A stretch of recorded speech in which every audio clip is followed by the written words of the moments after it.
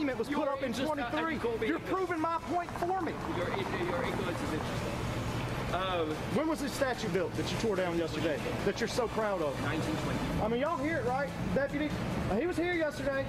The violence in Charlottesville has reopened old wounds and given new momentum to an already heated debate over what should be done with Confederate monuments. In fact, Governor Roy Cooper just posted an op-ed in the last 10 minutes calling for all monuments to come down. Now, the scene you were just witnessing, it broke out this afternoon in front of the base of that now toppled statue in Durham. It's been the site of tension all day long, and this morning a man brought a Confederate flag and placed it directly in front of the monument. Moments later, another man took it down and trashed it. See, right here is a bunch of liberal Democratic thugs that's backed by Barney Sanders and Hillary Clinton.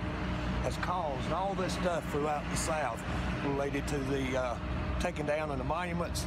I was physically shaken and upset. I waited until he went away. I didn't want conflict. I didn't want beef. I didn't need to hear his thoughts. I just knew that that flag didn't need to be there either.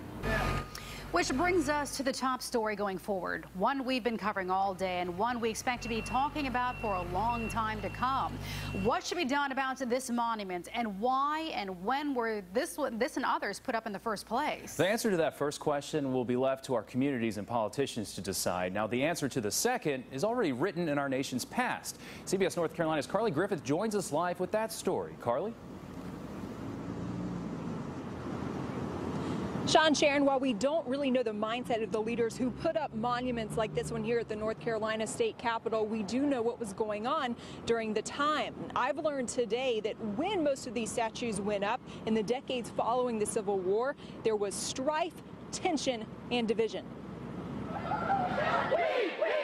Historians say the anger shown by protesters tearing down a Confederate monument in Durham was similar to the anger felt by Confederates after the Civil War ended in 1865. After 1877, what you have going on is the state governments trying to reassert their leadership. Campbell University history professor Sal Mercogliano says that anger lasted and manifested itself in tributes to the Confederacy. One of the things they were trying to do is show that it wasn't a pointless fight. And so one of the things they focus on a lot is commemorating those Confederate soldiers. This monument at the North Carolina Capitol was dedicated in 1895, 30 years after the war had ended and 15 years after the KKK disbanded, says NC Central history professor Jerry Gershenhorn. White supremacist violence against African Americans in an attempt, and a successful attempt to destroy black influence on politics. The statue called Silent Sam on UNC's campus, memorializing UNC students that fought and died in the Confederacy, was built in 1913.